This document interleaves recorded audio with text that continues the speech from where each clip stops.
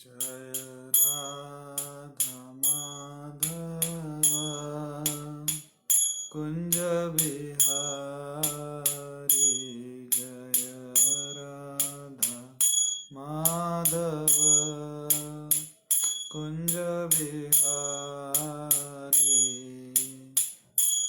जय गोपी जन वल्लभ गिरिवरधारी यशोदानंदन व्रज जन रंजन यशोदा नंदन व्रज जन रंजन यमुना तीरावनचारी यमुना तीरावनचारी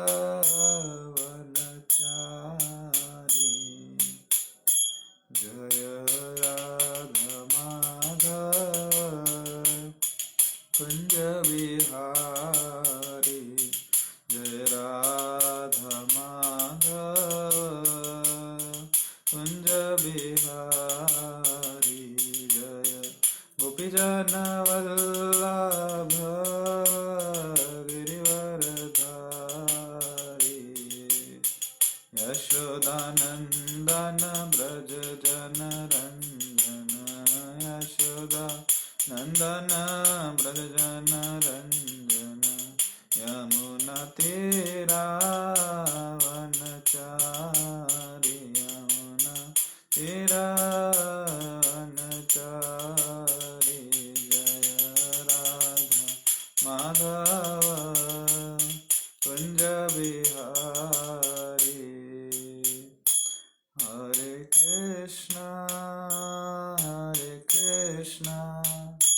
कृष्णा कृष्णा हरे हरे हरे राम राम राम हरे हरे हरे कृष्णा कृष्णा कृष्णा हरे हरे हरे राम राम राम हरे हरे हरे कृष्णा कृष्णा हरे हरे हरे राम राम हरे हरे हरे कृष्णा कृष्णा हरे हरे हरे राम राम हरे हरे हरे कृष्णा कृष्णा हरे हरे हरे राम राम हरे हरे जय राधा गोपीनाथ राधे जय गौर निताय जय गौर निताय जय जय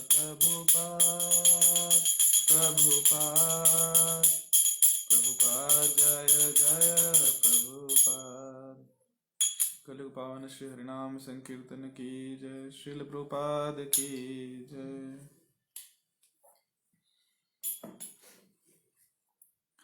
ॐ अज्ञानतिमिरन्धस्य ज्ञानाञ्जनशलाकया चक्षुरुन्मिलितं येन तस्मै श्रीगुरुवे नमः। श्रीचैतन्यमनोभीष्टं स्थापितं येन भूतले स्वयं रूप कदा मह्यं ददाति स्वपदान्तिकं। वन्देऽहं श्रीगुरुः श्रीयुतापदकमलं श्रीगुरून् वैष्णवांश्च श्रीरूपं साग्रजातं सहगणा रघुनाथान्वितं तं सजीवं साद्वैतं सावधूतं परिजनासहितं कृष्णचैतन्यदेवं श्रीराधाकृष्णपादान् सहगण ललिता श्रीविशाखान्वितांश्च नमां विष्णुपादाय कृष्णपृष्ठाय भूतले श्रीमते भक्तिवेदान्तस्वामिनिति नामिने नमस्ते सारस्वते देवे गौरवाणी प्रचारिणे निर्विशेष शून्यवादी पाश्चात्यदेशतारिणे वंशाकल्पतरुभ्यश्च कृपा सिन्धुभ्येव च पतितानां पावनेभ्यो वैष्णवेभ्यो नमो नमः। हे कृष्ण करुणा सिंधु दीनबंधु जगतपते गोपेश गोपिका कांत राधा कांत नमस्तुते तप्त कांचन गौरांगी राधे वृंदावनेश्वरी वृषभानु सुते देवी प्रणमामि हरिप्रिय। हरे जय श्री कृष्ण चैतन्य प्रभु नित्यानंद श्री अद्वैत गदाधर श्रीवासादि गौर भक्त वृंद। हरे कृष्ण कृष्ण कृष्ण हरे हरे हरे राम राम राम हरे हरे।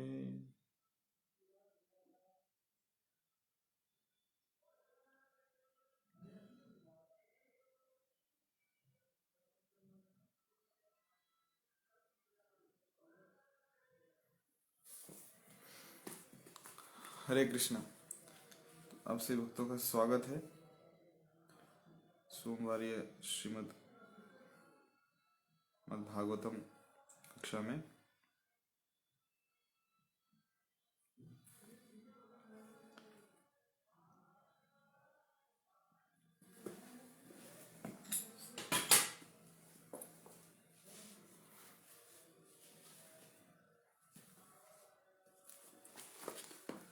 हम पढ़ रहे हैं चौथा स्कंद अध्याय क्रमांक पहला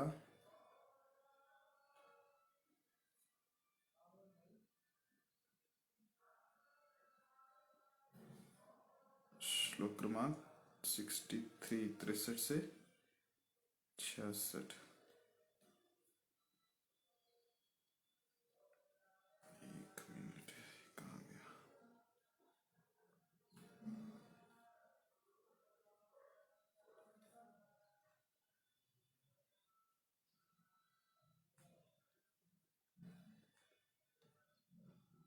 हरे कृष्ण कृष्ण कृष्ण हरे हरे हरे राम राम राम हरे हरे।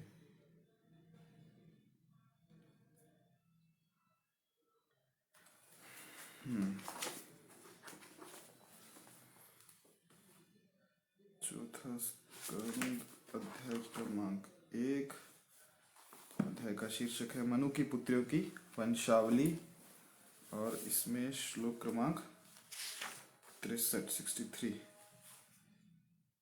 62 पिछली बार हो गया था, 63 करते हैं। अग्निश्वाता बर्हिषदा सौम्या पितर आज्यपा साग्नयो अग्नयस्तेषां पत्नी दक्षायणी स्वधा।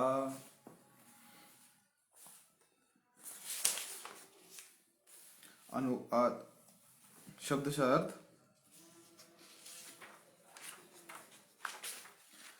अग्निश्वाता अग्निश्वात, बर्हिषिद सौम्य पितृ पूर्वज, पितृगण आज्यपा आज्यप, स अग्रय जिनका साधन अग्नि, सग्नेय जिनका साधन अग्नि सहित है, अनग्नेय जिनका साधन अग्नि रहित है, तेषाम उनकी पत्नी दाक्षायणी दक्ष की कन्या, स्वधा। अनुवाद अग्निश्वात बर्हिषद सौम्य तथा आज्यप ये पितृ हैं। वे या तो साग्निक हैं अथवा निरग्निक हैं। इन समस्त पितरों की पत्नी स्वधा है जो राजा दक्ष की पुत्री है। तेभ्यो दधार कन्ये द्वे वयुनाम धारिणीं स्वधा उभे ते ब्रह्मवादिन्यो ज्ञान विज्ञान पारगे। शब्दशार्थ तेभ्य उनसे, दधार उत्पन्न, कन्याएं द्वे दो, वयुनाम वयुना, धारिणी धारिणी, स्वधा स्वधा, उभे दोनों ही, ते वे, ब्रह्मवादिन्यो ब्रह्मवादिनी अथवा निर्गुणवादिनी, ज्ञान विज्ञान पारगे, दिव्य तथा वैदिक ज्ञान में पारंगत। अनुवाद: पितरों को प्रदत्त स्वधा ने वयुना तथा धारिणी नामक दो पुत्रियों को जन्म दिया। वे दोनों ही ब्रह्मवादिनी थीं तथा दिव्य एवं वैदिक ज्ञान में पारंगत थी।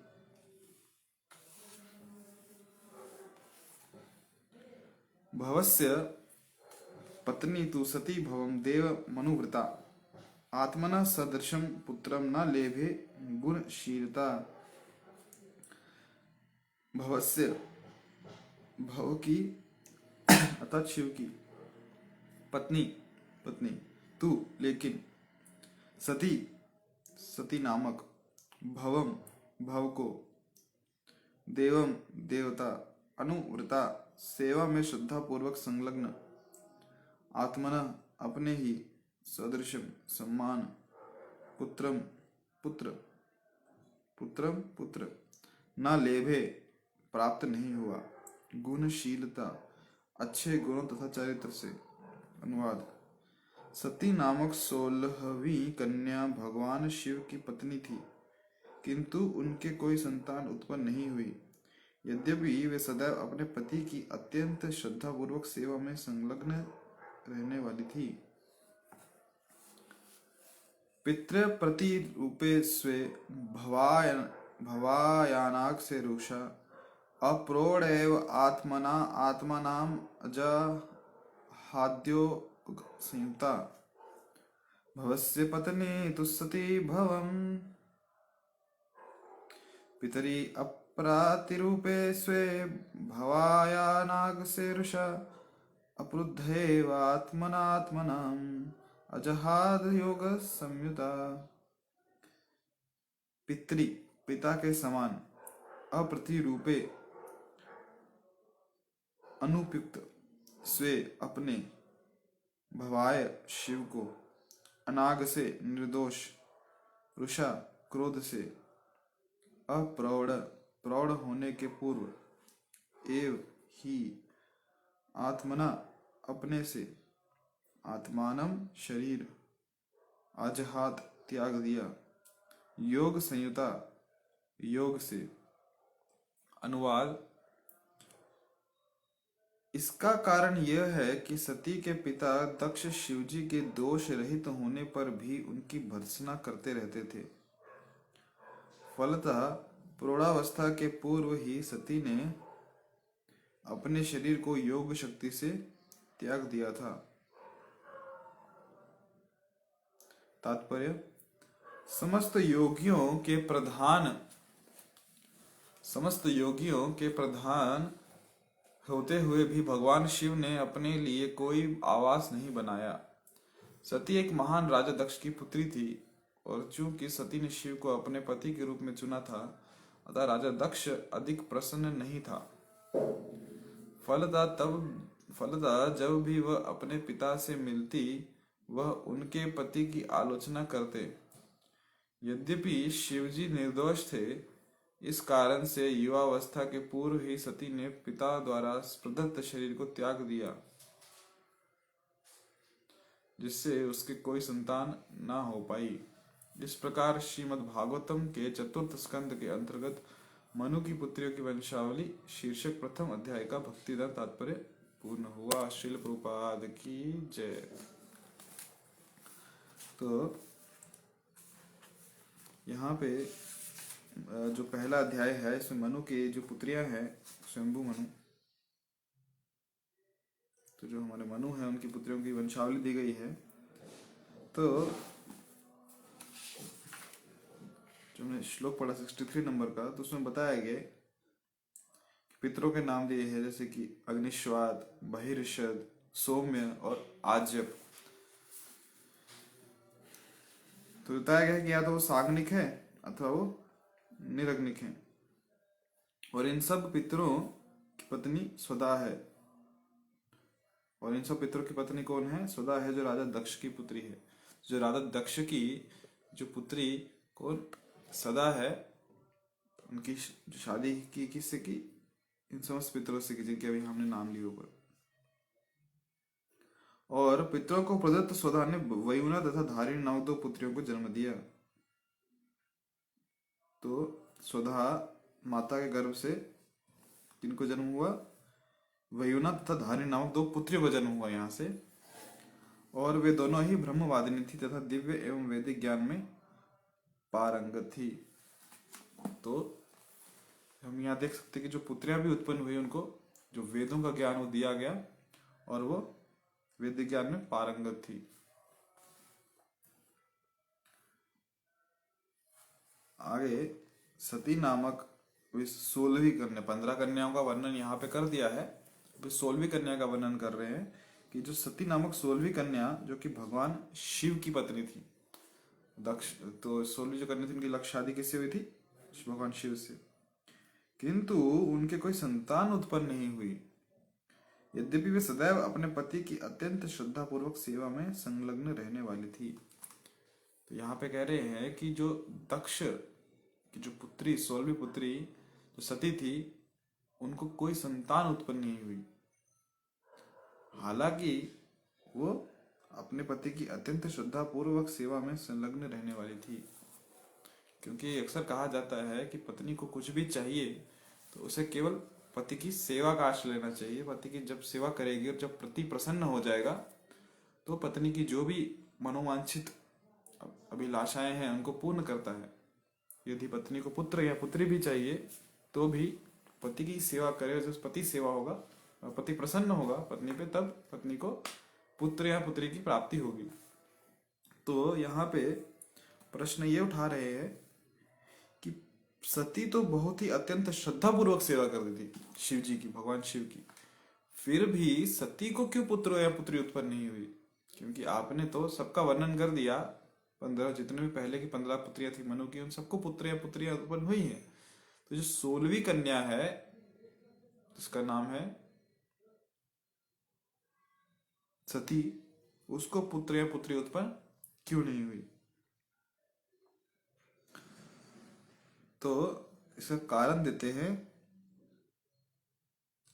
कि सती के पिता जो कि दक्ष प्रजापति थे, शिवजी के दोष रहित होने पर भी उनकी भर्त्सना करते रहते थे।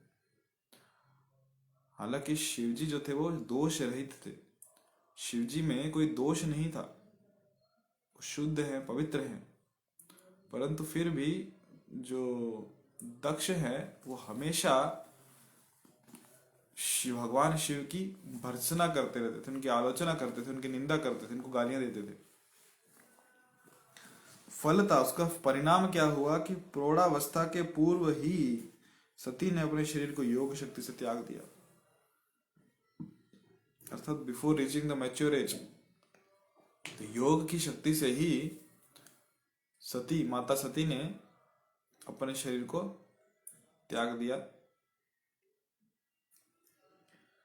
यहां पे तात्पर्य में श्रील प्रभुपाद कहते हैं कि समस्त योगियों के प्रधान होते हुए भी भगवान शिव ने अपने लिए कोई आवास नहीं बनाया। जितने भी योगी हैं, जितने भी भक्त हैं, उन सबसे प्रधान अर्थात प्रमुख, ग्रेटेस्ट कौन है? भगवान शिव। फिर भी उन्होंने अपने लिए कोई निवास नहीं बनाया, कोई आश्रम नहीं बनाया, कोई रहने के लिए एक छोटी सी कुटिया भी नहीं बनाई, कुछ नहीं। सती एक महान राजा दक्ष की पुत्री थी और चूंकि सती ने शिव को अपने पति के रूप में चुना था, तो राजा दक्ष अधिक प्रसन्न नहीं था। तो देखो सती कौन है? एक राजा की पुत्री है, राजकन्या है, राजकुमारी है, राजमहल के ऐशो आराम भरी जिंदगी में पली बड़ी है कि जहां कुछ इच्छा की और वह पूरी हो जाती थी।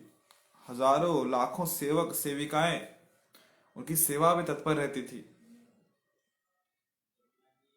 कहीं कुछ बाह्य कष्ट नहीं था। और उनका विवाह कैसे हुआ है सती का?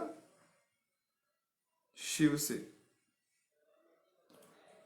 कोई भी पिता ये नहीं चाहेगा कि मेरी पुत्री का जब शादी के बाद कहीं ऐसी जगह में जाए जहां पे शारीरिक कष्ट ही कष्ट है।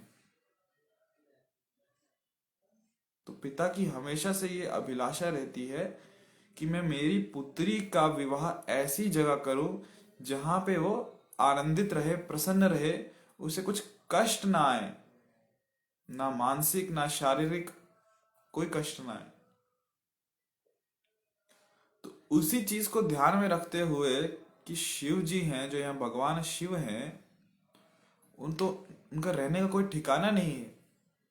वो एक तो हिमालय में रहते हैं और फिर भी कोई महल में नहीं रहते, शमशान में रहते हैं। और कैसे रहते हैं? जो भस्म है, जो राख है, उसको पूरे अंग पे लगा के रहते हैं। और उनके अनुयायी कौन है? भूत प्रेत पिशाच, जितने भी तमोगुनी जीवात्माएं हैं, उनके नेता हैं वो। तो दक्ष शिव तत्व को तो नहीं समझ पाया, परंतु केवल बाह्य दृष्टि से देखा, भौतिक नजरिए से, कि ये कितने कष्ट में रहते हैं शिवजी, और कितने तमोगुनी वातावरण में रहते हैं। तो उसने नहीं चाहा कि मैं मेरी पुत्री को ऐसी जगह पे दूं जहां पे कष्ट ही कष्ट है। स्वाभाविक है, पिता यही चाहेगा कि मैं मेरी, खासकर जब वो पिता एक राजा के पोजीशन पे हो, एक राजा हो, और कोई ऐसा वैसा राजा नहीं, पूरा सम्राट, विश्व सम्राट हो, तो यही चाहेगा कि मेरी पुत्री का, जो मेरी पुत्री सती है, उसका हाथ मैं ऐसे वर के हाथ में दूं जो एक राजमहल से हो, जो शाही ठाठ बाट से रहता हो। जो मेरी पुत्री, जो अभी तक ऐसे ऐशो आराम भरी जीवन जी है, जहां सब कुछ उसकी सेवा में तत्पर था, आगे भी ऐसी ऐशो आराम भरी जिंदगी उसकी चलती रहे, कि आगे भी उसे कष्ट ना मिले। तो इसीलिए जो दक्ष प्रजापति थे, वो पहले से ही इस रिश्ते के खिलाफ थे। वो पहले से ही नहीं चाहते थे कि उनकी जो पुत्री है, 16वीं पुत्री, सबसे छोटी पुत्री सती, उसका विवाह भगवान शिव से हो। परंतु सती ने शिव को अपने पति के रूप में चुन लिया कि मुझे शिव जी से ही विवाह करना है। और विवाह उनकी इच्छा ना होते हुए भी वो विवाह संपन्न हुआ, क्योंकि ब्रह्मा जी, स्वयं ब्रह्मा जी ने भी कहा था दक्ष को कि विवाह उचित है, आप विवाह होने दीजिए। ब्रह्मा जी की आज्ञा मानते हुए उन्होंने, और सती की इच्छा को देखते हुए उन्होंने विवाह तो संपन्न करवा दिया सती का भगवान शिव से, परंतु भीतर ही भीतर उनकी इच्छा नहीं थी कि विवाह होना चाहिए। वो इस विवाह से प्रसन्न नहीं थे। और हमेशा शिव में, शिव अर्थात जो एकदम पवित्र है, जो दोष रहित है, जो शुभ है, तो उनमें भी वो हमेशा क्या करते थे? दोष देखते रहते थे। हाँ, अशुभ वस्तु है, गलतियों से भरी हुई वस्तु है, त्रुटिपूर्ण वस्तु है, उसमें दोष देखना स्वाभाविक है, उसमें हर कोई दोष देखता है, और दोष दिख भी जाता है सामान्यतः सबको। परंतु जो वस्तु शुभ है, या जो व्यक्ति शुभ है, जो व्यक्ति पवित्र है, जो व्यक्ति दोष रहित है, ऐसे व्यक्ति में दोष देखने का कार्य कौन कर रहे हैं यहाँ पे? दक्ष प्रजापति। क्योंकि शिव जी साधारण, मतलब साधारण क्या, मनुष्य है ही नहीं, वो तो शिव तत्व है, भगवान विष्णु से आए हैं, तो वो दोषों से रहित है, वो 3 गुणों से परे हैं। हालांकि हमें दिखता है कि जिस वातावरण में वो है, जिस जो उनके अनुयायियों के बीच, जिन अनुयायियों के बीच में वो हैं, वो पूरे तमोगुण से प्रभावित है। भगवान शिव नहीं, उनके अनुयायी, वो वातावरण।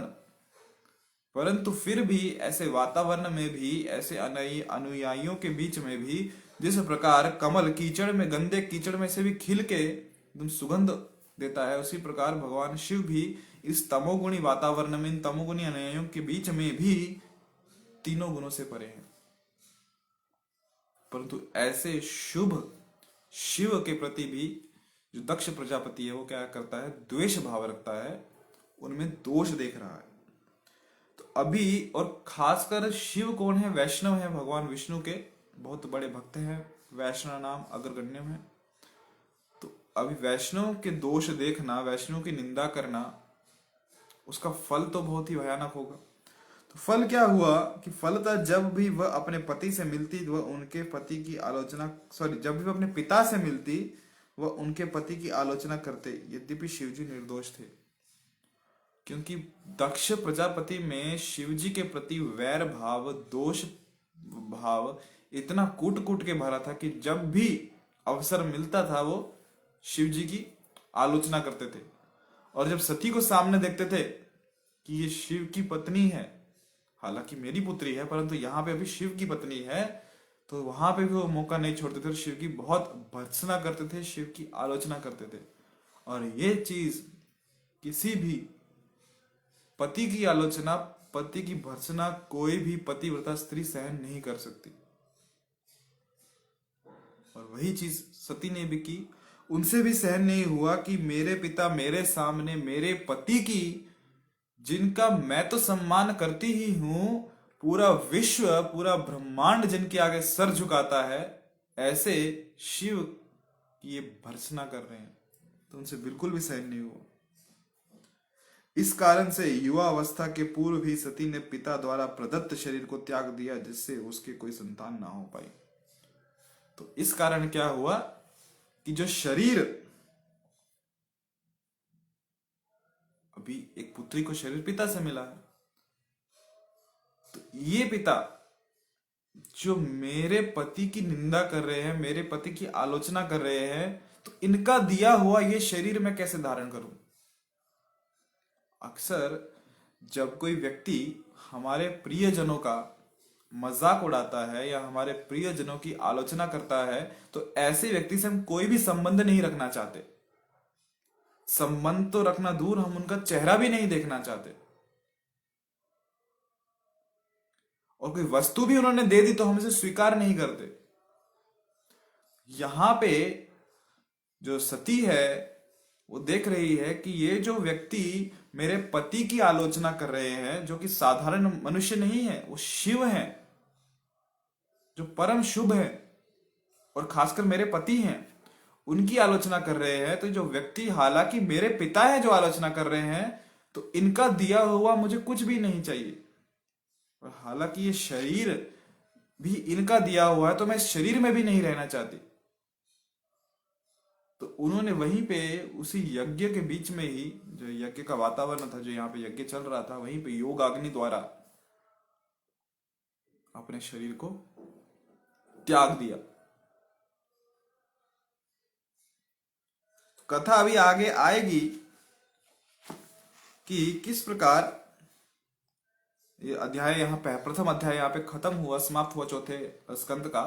तो द्वितीय अध्याय से और तृतीय अध्याय में और चौथे अध्याय में दक्ष प्रजापति की कथा आएगी, जिसे संक्षेप में हम देखने का प्रयास करते हैं कि दक्ष प्रजापति, जिसे ब्रह्मा जी ने सेवा दी थी कि आप जो विश्व है, जो संसार है, उसमें जनसंख्या बढ़ाओ,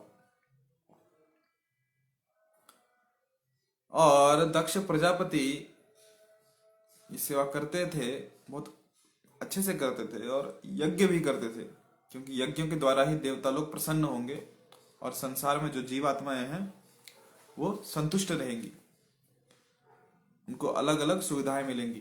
तो दक्ष प्रजापति ऐसे ही एक यज्ञ कर रहे थे और यज्ञों में देवताओं को भाग दिया जाता है। तो उसी यज्ञ में वहां स्वयं अनेक देवी देवता उपस्थित थे, वहां पे भगवान शिव उपस्थित थे, वहां पे ब्रह्मा जी उपस्थित थे, सब उपस्थित थे। और जैसे ही वहां पे दक्ष प्रजापति पधारे, उनका आगमन हुआ, तो दक्ष प्रजापति का जो तेज था वो इतना तेज था कि जैसे मानो कितने तो सूर्य एक साथ आए हों, सूर्य समान तेज था उनमें। तो वो तेज देखते ही जितने भी सभागण थे, जो सभा में देवता बैठे थे, वो सब आदर पूर्वक उनके सम्मान के लिए खड़े हो गए। सब सभा में खड़े हुए, परंतु दो व्यक्ति खड़े नहीं हुए, एक थे ब्रह्मा जी और दूसरे थे शिव। दक्ष ने ब्रह्मा जी को तो प्रणाम किया, परंतु शिव को देख के उनको गुस्सा आया। गुस्सा क्यों आया कि बोले हालांकि है तो ये शिव, परंतु मेरे दामाद हैं, तो उस हिसाब से मैं इनसे श्रेष्ठ हूं और श्रेष्ठ व्यक्ति को प्रणाम करना चाहिए, उनका सत्कार करना चाहिए, सम्मान करना चाहिए। और इन्होंने ये नहीं किया। ये देख के उनको गुस्सा आया कि मेरा सम्मान क्यों नहीं किया। तो शिव जी बाह्य दृष्टि से देखा जाए तो भगवान शिव बाह्य दृष्टि से देखा जाए तो है तो दक्ष प्रजापति के दामाद, परंतु फिर भी वो शिव है, वो उनसे काफी श्रेष्ठ है, क्योंकि दक्ष एक साधारण जीवात्मा है, एक साधारण जीवात्मा जिसे कुछ एक ऊंची सेवा दी गई है, जिसे ऊंची कुछ सिद्धियां दी गई हैं, जिसे ऊंची कुछ सेवाएं दी गई हैं। जिस प्रकार उदाहरण के लिए गंगा जल यदि एक बोतल में डाल दिया जाए तो उससे ऐसा नहीं कि उसकी गरिमा कम हो गई कि अब ये साधारण पानी बन गया, नहीं। हालांकि एक प्लास्टिक बोतल में भी है, फिर भी वो गंगा जल है, वो भगवान श्री हरि के चरणों से निकला है। तो हम भौतिक दृष्टि से नहीं देख सकते। तो ये गलती दक्ष ने की कि वो केवल इतना ही देखा कि ये कौन है, मेरे दामाद हैं, ये नहीं देखा कि ये स्वयं भगवान शिव है, वो शिव जिनका स्वयं ब्रह्मा जी भी आदर करते हैं। हालांकि शिव जी देखा जाए बाह्य दृष्टि से तो भगवान शिव ब्रह्मा के पुत्र हैं, ब्रह्मा से उत्पन्न हुए, परंतु ब्रह्मा जानते हैं शिव की महिमा को, इसलिए वो भी शिव जी को आदर करते हैं। तो वहीं पे क्रोध में आके जो दक्ष थे उन्होंने सबको, सभासदों को संबोधित करते हुए कहा कि मैं अभी जो कह रहा हूं वो किसी द्वेष में या किसी क्रोध के भाव में आके नहीं कह रहा हूं। मैं एक साधारण सभ्य कुछ गाइडेंस, कुछ साधारण सभ्य, कुछ जो क्या बोलते हैं उसको, आचरण कैसे करना चाहिए वो बताने के लिए कह रहा हूं। तो उन्होंने ये कहा कि हाँ, कि हे समस्त उपस्थित ऋषियों, ब्राह्मणों तथा अग्निदेवों, ध्यान पूर्वक सुनो, क्योंकि मैं शिष्टाचार के विषय में बोल रहा हूं, मैं किसी अज्ञानता या ईर्ष्या से नहीं कह रहा। अभी देखिए यहाँ पे जब दक्ष कह रहे हैं कि मैं किसी अज्ञानता या ईर्ष्या से नहीं कह रहा, यहाँ पे दंभ भाव है, दंभता है। क्या दंभता है कि बाहर से तो बोल रहे हैं कि मैं कुछ ईर्ष्यावश या द्वेष पूर्वक नहीं कह रहा हूं, परंतु अंदर वो द्वेष पूर्वक कह रहे हैं।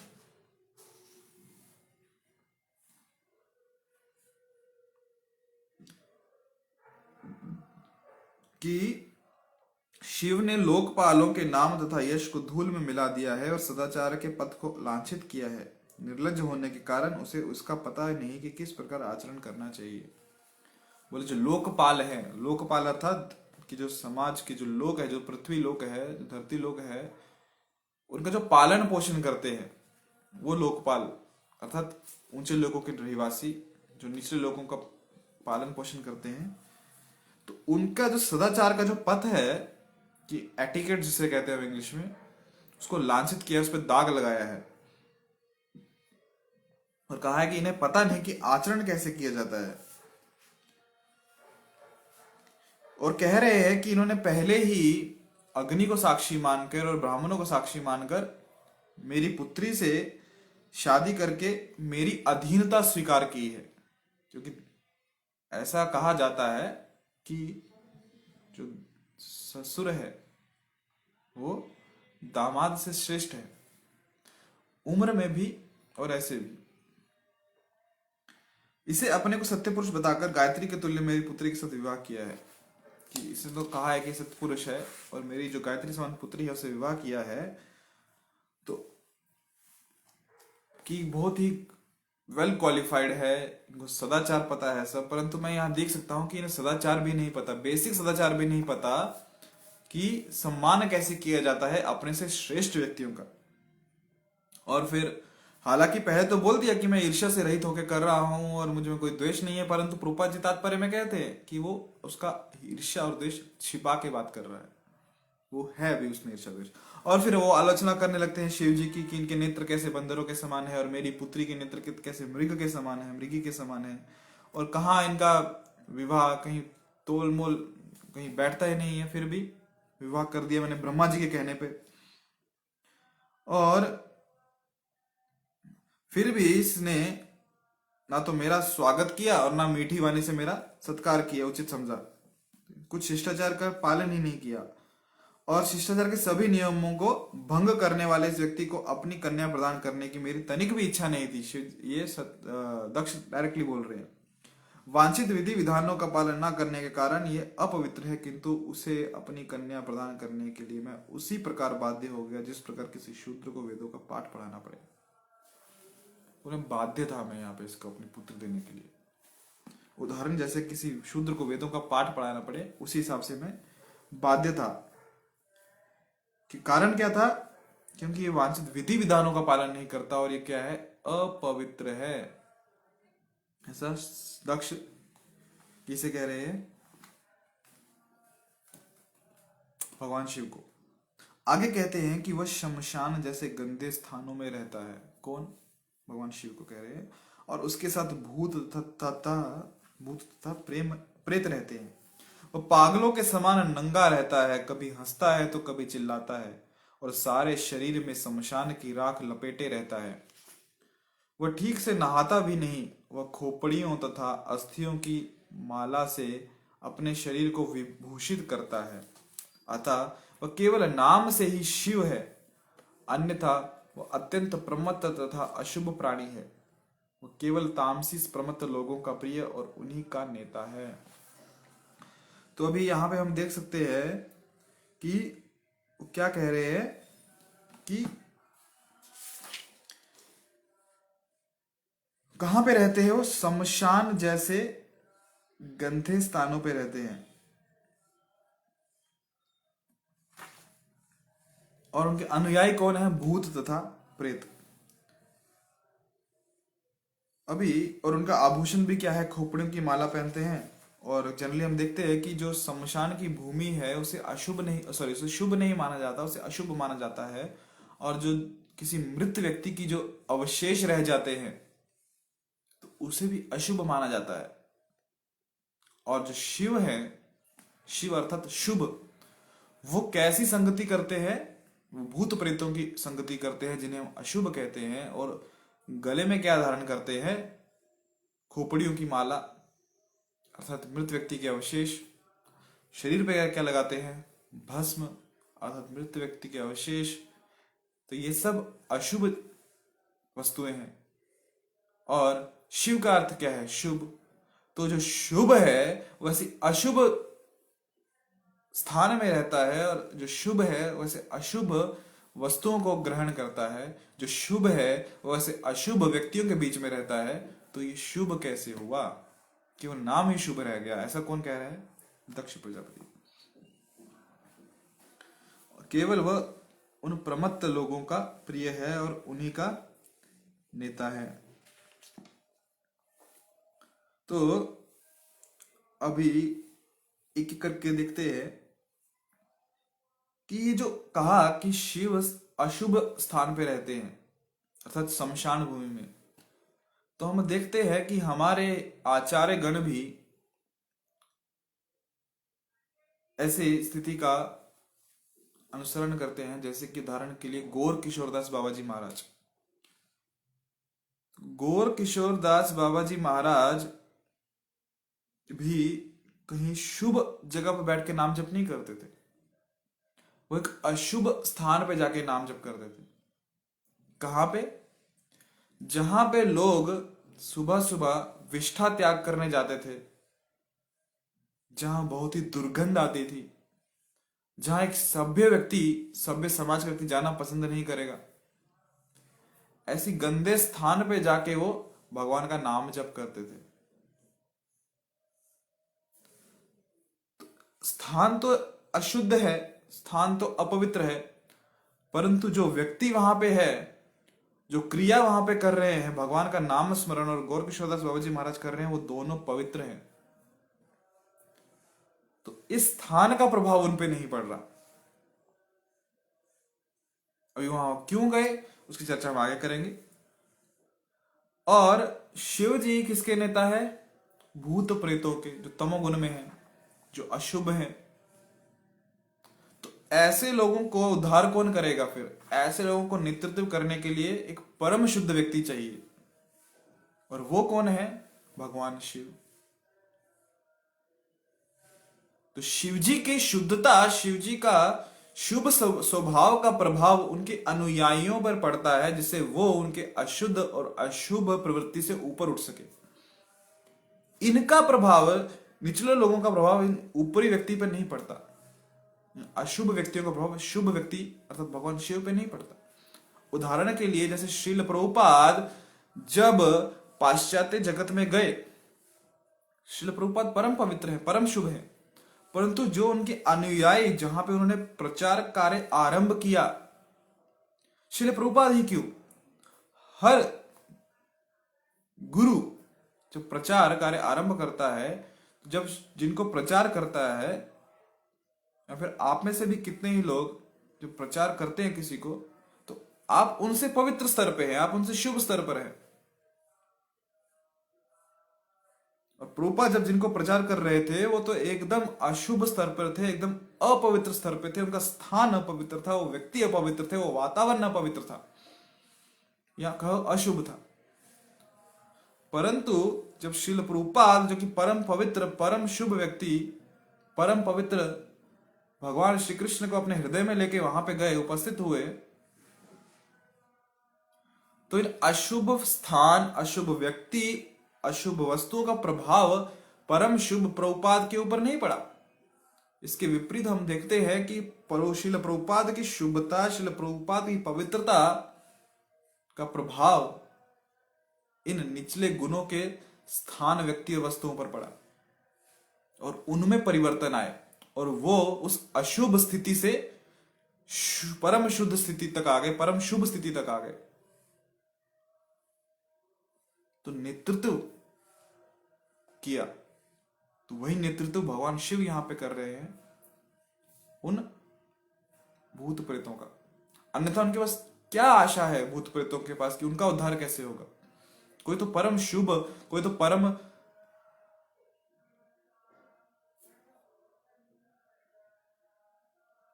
पवित्र व्यक्ति चाहिए ना, कि जो उनमें भी पवित्रता लाए, जो उनका भी उद्धार करे।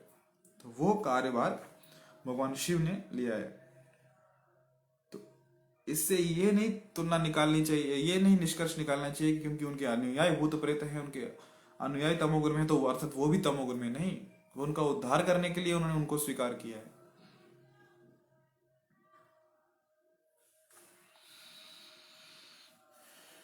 आगे कहते हैं दक्ष प्रजापति कि ब्रह्मा जी की प्रार्थना पर मैंने अपनी साध्वी पुत्री उसे प्रदान की थी, यद्यपि वह समस्त प्रकार की स्वच्छता रहे से रहित है, उसका हृदय विकारों से पूरित है। तो बाह्य दृष्टि से ही देख रहे हैं दक्ष कि कितनी गंदगी में रहता है, तो उसका अर्थ देख रहे हैं कि बाहर से गंदगी है, तो मतलब अर्थात हृदय में भी गंदगी होगी। तो दक्ष ने उन्हें समझने में गलती कर दी। तो आगे मैत्रेय मुनि कहते हैं विदुर जी को कि इस प्रकार शिव को अपने विपक्ष में स्थित देखकर दक्ष ने जल से आचमन किया और निम्नलिखित शब्दों से शाप देना प्रारंभ किया। अभी इतना क्रोध में आ चुके हैं, इतना द्वेष भाव भर चुका है दक्ष का कि वो शिव जी को शाप देने के लिए उतावले हो गए हैं। हालांकि कह तो रहे कि मैं कुछ द्वेष से नहीं बोल रहा, परंतु मैंने क्रोध आ चुका है। और शाप क्या देते हैं कि देवता तो यज्ञ की आहुति में भागीदार हो सकते हैं, किंतु समस्त देवों में अधम शिव को यज्ञ भाग नहीं मिलना चाहिए। कि जब यज्ञ होगा तो वहां पे शिव को यज्ञ का भाग नहीं मिलेगा, देवता भाग ले सकते हैं। ये शाप दिया, परंतु शिव इससे विचलित नहीं हुए। शाप सुन के उन पे कुछ प्रभाव नहीं पड़ा, इससे वो क्रोधित नहीं हुए भगवान शिव के ऐसे कैसे शाप दे दिया। वो प्रसन्न हुए और वो भगवान को धन्यवाद दिए। क्यों धन्यवाद दिए? कि अच्छा है कि मुझे यज्ञ में अभी भाग नहीं दिया जाएगा। क्यों? क्योंकि ये जो भौतिकवादी यज्ञ ये जो करते हैं, अपनी अलग अलग इच्छाओं की पूर्ति के लिए अलग अलग यज्ञ करते हैं, और ये जो देवता लोग भी यहाँ पे आते हैं, कि ऐसा नहीं कि सब देवता लोग भगवान के बहुत परम भक्त हैं, शुद्ध भक्त हैं, उसमें कर्म मिश्रित भक्त भी हैं, उसमें भौतिकवादी लोग भी हैं। तो इन भौतिकवादियों के बीच में मुझे नहीं बैठना पड़ेगा, ये बहुत अच्छी बात है। बहुत ग्रेटफुल और कृतज्ञ अनुभव कर रहे थे शिव जी कि अच्छा कि इन्होंने ऐसा शाप दिया कि मुझे अब इन भौतिकवादियों के बीच में नहीं बैठना पड़ेगा, जहां पे कृष्ण चर्चा नहीं है, कृष्ण कथा नहीं है। मैं मेरे धाम में आराम से भगवान कृष्ण पे का चिंतन कर सकता हूं, उनका स्मरण कर सकता हूं। वापस चलते हैं गौर किशोरदास बाबा जी महाराज के उदाहरण पे। गौर किशोरदास बाबा जी महाराज भी भौतिकवादी लोगों का संग लेना पसंद नहीं करते थे, उनसे दूर रहते थे, क्योंकि सब लोग जानते थे कि गौर किशोरदास बाबा जी महाराज कितने वरिष्ठ वैष्णव हैं, कितने महान वैष्णव हैं, और हर कोई उनके पास अपनी भौतिक अभिलाषाओं की पूर्ति करने के लिए आ जाता था कि महाराज हमारा ये ठीक नहीं चल रहा है, हमें ये प्रदान कर दो, हम भगवान से प्रार्थना करो या आप आशीर्वाद दो कि हमारा ये ठीक हो जाए, हमारी जो कानूनी कार्रवाई चल रही है वो अच्छे से हो जाए, हमारी जमीन हमें मिल जाए, हमें पुत्र प्राप्ति हो जाए, मेरी बीवी मेरा सुनने लगे, एग्जाम में मैं पास हो जाऊं, मेरी जो प्रॉपर्टी का जो टेंडर मैंने भरा है वो पास हो जाए। अलग अलग अभिलाषाएं लेके, भौतिक अभिलाषाएं लेके सब लोग आते हैं, मैं स्वस्थ रहूं, मेरी आयु लंबी हो।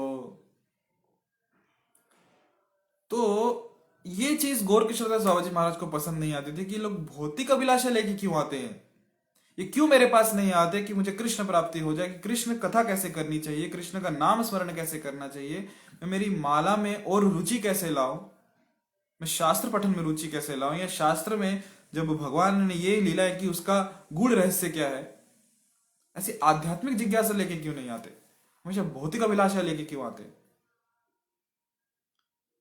तो इसलिए इन सब से दूर वो एक तमोगुणी स्थान में रहते थे और वहां नाम जप करते थे। कहां पे? जहां लोग विष्ठा त्याग करने जाते, वहां बैठ के, अपवित्र स्थान में बैठ के वो पवित्र नाम लिया करते थे। तो इससे जो भौतिक अपवित्रता से जो पवित्र नाम है उस पर प्रभाव नहीं पड़ता, क्योंकि नाम पवित्र है, क्रिया पवित्र है। तो वहां बैठ के नाम जप करते थे ताकि भौतिकवादी लोगों का संग ना लेना पड़े।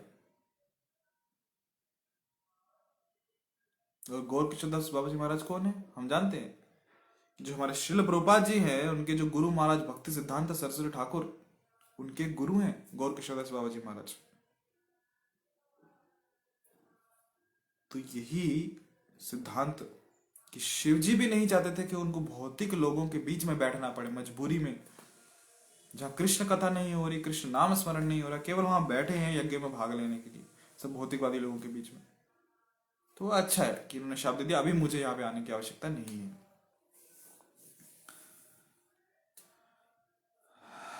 तो हालांकि जो वहां पे सभासद बैठे थे उस यज्ञ में, सबने रोका दक्ष को कि आप क्या कर रहे हो, ये शिव हैं, भगवान शिव हैं, बहुत महान हैं। फिर भी उनकी ना सुनते हुए दक्ष ने शाप पे शाप देता गया और सभा का त्याग कर अपने घर चला गया। तो देखो, अभी इतना द्वेष था कि वो यज्ञ की स्थली छोड़ के चला गया।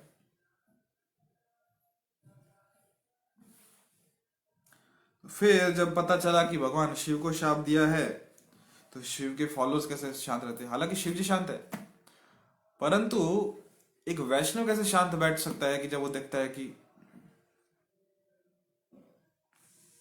दूसरे परम वैष्णव को शाप दिया गया है। तो फिर वहां पे नंदीश्वर, जो भगवान शिव के अनुयायी थे, उनसे रहा नहीं गया कि भगवान शिव को कैसे इन्होंने शाप दिया। फिर वहां का शाप का सिलसिला चालू होता है। नंदीश्वर दक्ष को शाप देते हैं, और दक्ष को तो क्या शाप देते हैं, दक्ष के साथ साथ बाकी ब्राह्मणों को भी शाप दे देते हैं।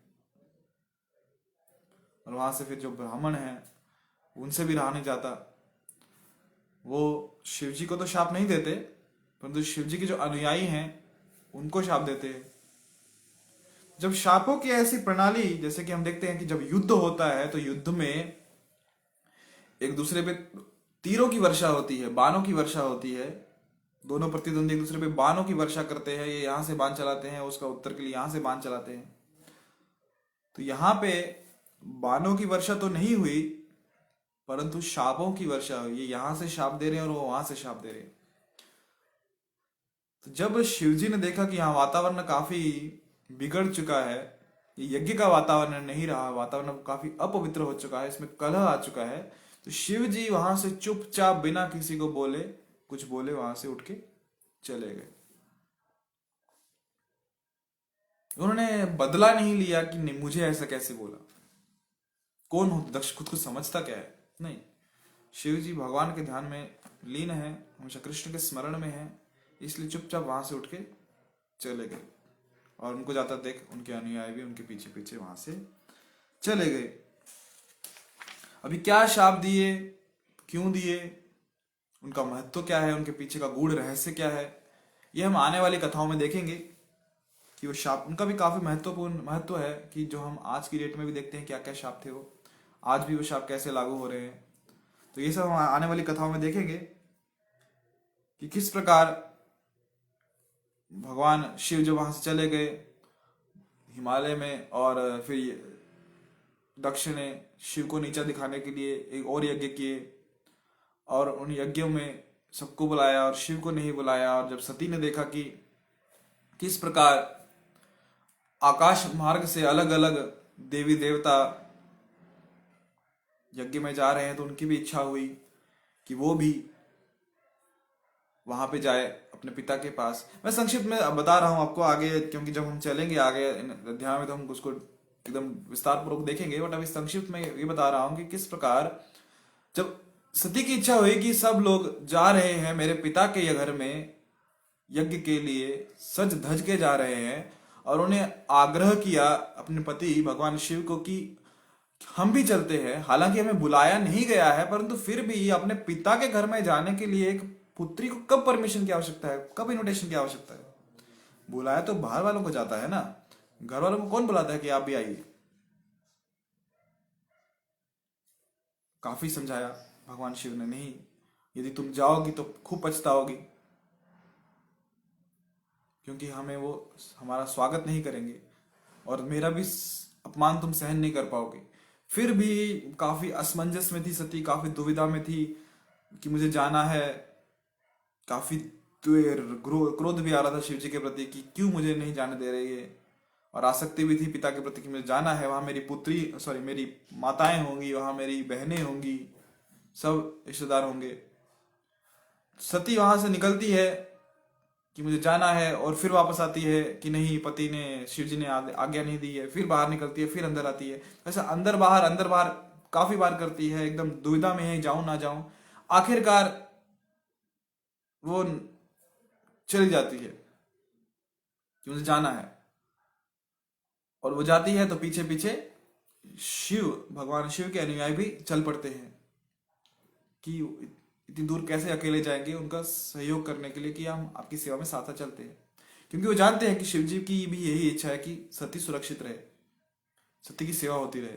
तो शिव जी की इच्छा जानते हुए उनके साथ चल पड़ते हैं। और जब वहां जाते हैं यज्ञ स्थली में दक्ष अपने पिता के घर पे, तो सती देखती है कि उनका कोई भी स्वागत नहीं है, कोई उन्हें स्वागत की दृष्टि से नहीं देख रहा। पिता ने कुछ प्रेम से दो शब्द नहीं किए, कहे सत्कार में दो शब्द नहीं कहे, बात भी नहीं की।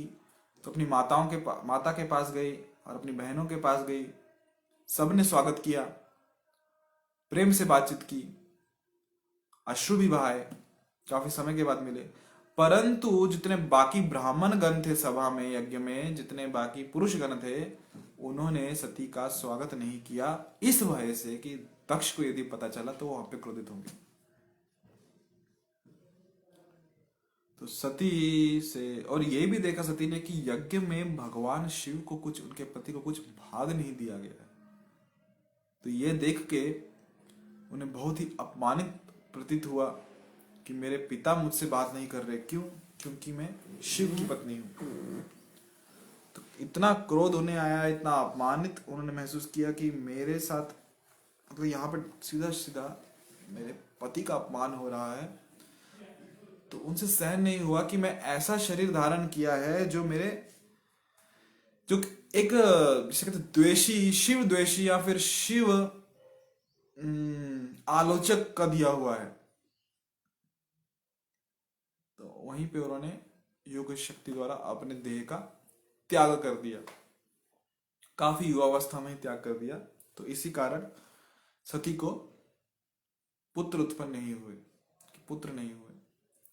तो ये हमने संक्षेप में देखा कि किस प्रकार द्वेष के कारण जो दक्ष था उसने अपने पुत्री को ही खो दिया, अपनी पुत्री उसकी उनकी अपनी पुत्री ने देह त्याग कर दिया। तो आने वाली कथाओं में हम डिटेल में देखेंगे, हम विस्तार में देखेंगे कि क्या क्या शाप दिए गए, उनका महत्व क्या है, और फिर दक्ष का जो जो यज्ञ किया था उसका ध्वंस कैसे हुआ, किस प्रकार शिव के अनुयायियों में और ब्राह्मणों में युद्ध हुआ, किस प्रकार दक्ष का भगवान शिव ने स्वयं दूसरा सर लगवा के और फिर वापस जो यज्ञ की जो अधूरा यज्ञ था उसको संपन्न करवाया, और दक्ष ने माफी मांगी भगवान शिव से। उसमें से क्या क्या हम लेसन्स ले सकते हैं, क्या क्या हम शिक्षाएं ले सकते हैं, ये सब हम आने वाली कथाओं में देखेंगे। हरे कृष्ण। ग्रंथराज श्रीमद् भागवतम की जय। श्रील प्रभुपाद की जय।